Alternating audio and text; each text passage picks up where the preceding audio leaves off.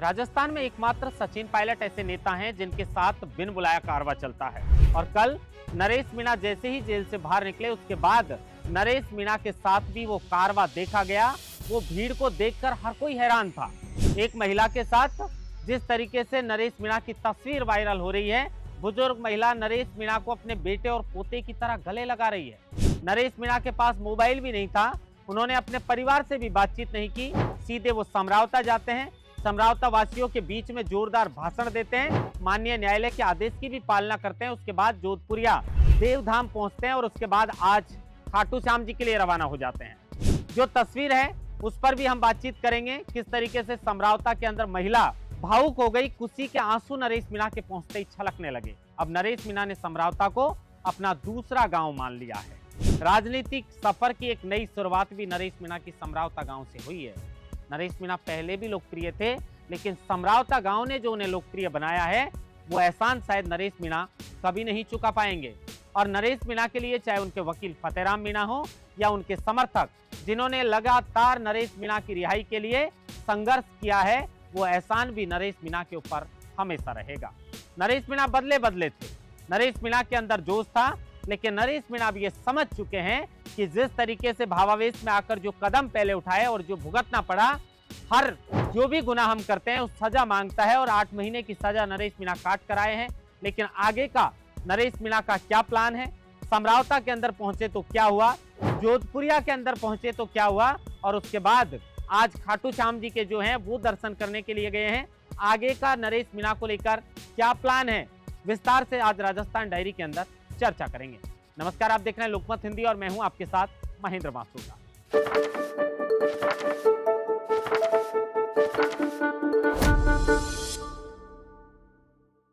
खबर की शुरुआत में मैंने बताया कि नेताओं को भीड़ जुटाने के लिए बहुत मशक्कत करनी पड़ती है।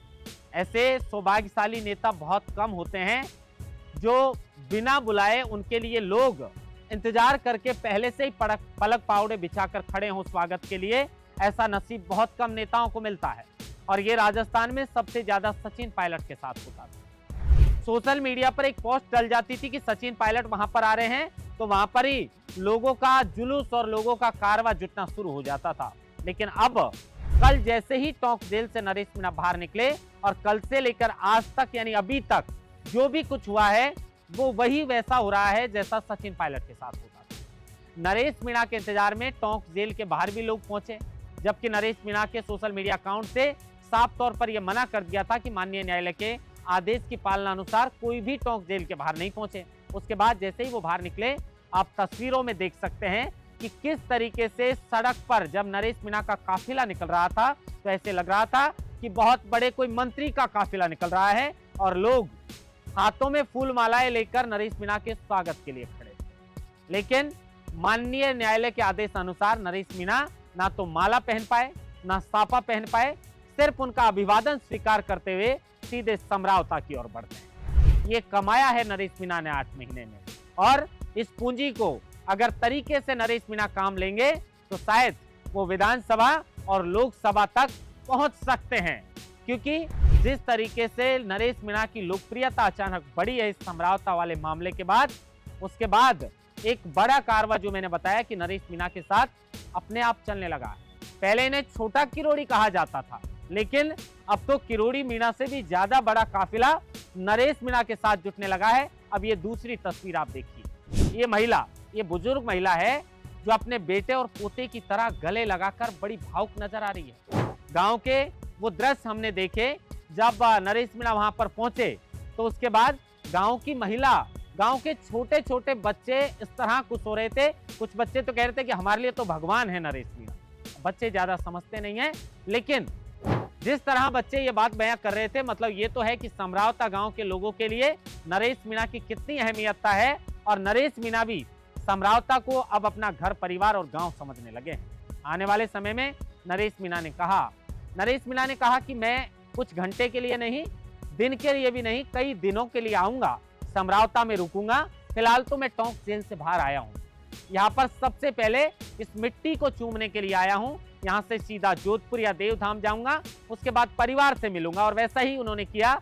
जोधपुरिया वो पहुंचते हैं, जोधपुरिया के अंदर भगवान देवनारायण के मंदिर में पूजा अर्चना दर्शन उनके करते हैं और उसके बाद अपने गांव के लिए अपने परिवार से मिलने के लिए रवाना हो जाते हैं। लेकिन मैं बार बार वही कह रहा हूं कि जब नरेश मीणा सड़क पर चल रहे थे तो उनका जो काफिला था वो काफिला ये बयां कर रहा था कि नरेश मीणा संग कितना बड़ा कारवां जुड़ता चला गया है और ये नरेश मीणा के लिए एक अच्छे राजनीतिक के शुभ संकेत भी माने जा रहे हैं।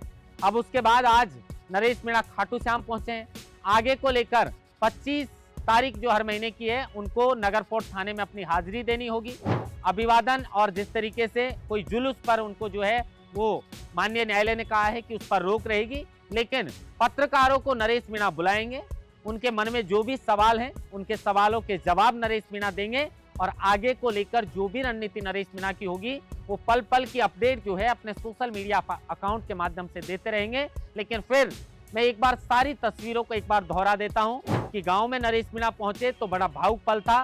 गांव वालों के बीच में जो संबोधन उनका था, जो पहला भाषण था, नरेश मीणा अपनी आंखों के आंसू भी नहीं रोक पाए क्योंकि 8 महीने बाद यहां पर आए थे। इन्हीं गांव वालों के उपखंड को बदलवाने को लेकर एसडीएम से बहस हुई, एसडीएम को थप्पड़ जड़ा और उसके बाद आगजनी हिंसा और उपद्रव मामले में नरेश मीणा के खिलाफ 2 मामले दर्ज हुए। उसी की सजा काटकर नरेश मीणा जेल से रिहा हुए हैं। अब नरेश मीणा का एक बार वो भाषण आपको सुनाना चाहेंगे जो समरावता गांव के लोगों के बीच में नरेश मीणा ने दिया। नमस्कार करे, कोई माला पहनाने आए, साफा पहनाने आए तो उसका माला और साफा जरूर लेना चाहिए। लेकिन मुझे दुख है, अभी जब मैं टॉप से यहाँ आया हूँ बहुत सारे लोग रोडों पे बेचारे मालाएं लेके खड़े थे, साफा लेके खड़े थे, लेकिन मेरी माननीय न्यायालय के आदेश के कारण मेरी मजबूरी थी कि ना तो मैं उनकी माला पहना पाया, ना कोई उनका स्वागत ले पाया। लेकिन मैं आपसे निवेदन करूंगा, आज मैं इन शब्दों के बेटा होने के नाते और कोई शब्द आज न्यायपालिका के कारण बोल नहीं पा रहा। मेरा ये मन है कि मेरा सबसे ये था कि भाई मैं उस मिट्टी को चूमूं जिस मिट्टी पे मेरा पुनर्जन्म हुआ है। वो घटना आपके सामने थी, वो घटना कैसी थी, इसलिए मेरा फर्ज था कि मैं निकलते ही समरावता हूँ। उसके बाद मैं आज अभी देवनारायण भगवान जोधपुरिया के ठोक लगा के अपने बच्चों से, अपने परिवार से मिलूंगा और कल मैं बाबा खाटू श्याम के दरबार में जाऊंगा, क्योंकि मैंने जब जूते भी जब छोड़े थे तो मेरा यही था कि भाई बाबा खाटू श्याम हमारी कृपा कर दे, हारे का सहारा। इस हारे हुए नरेश को ये जो होपलेस हो चुका था उसको बाबा श्याम का आशीर्वाद मिले। लेकिन मुझे अब ऐसा लगता कि बाबा खाटू श्याम ने छप्पर फाड़ कर हमें आशीर्वाद दिया, ये उसी का आशीर्वाद है बाबा खाटू श्याम का, जिसने जो लोग जो चाहते थे उनको उनके ऊपर पानी फेरा। इस बेटे को, जैसे इस बेटे को अंदर गया वैसे ही उसी रूप में वापस से बाबा खाटू श्याम की कृपा थी कि जो वापस बाहर आया। बाबा खाटू श्याम के कल दर्शन करूंगा और उसके बाद में एक दिन के लिए नहीं, कुछ घंटों के लिए नहीं, मैं लंबे समय के लिए आपके गांव में रहूंगा, एक एक समस्या को दूर करने का प्रयास करूंगा और जहां कहीं भी मेरी जो क्षमताएं होगी, बस की होगी, उसको मैं पूरा करने का कर्म करूंगा आज से। लेकिन इस गांव का नरेश बेटा है, मैं आपकी बेटा बन के सेवा करूंगा।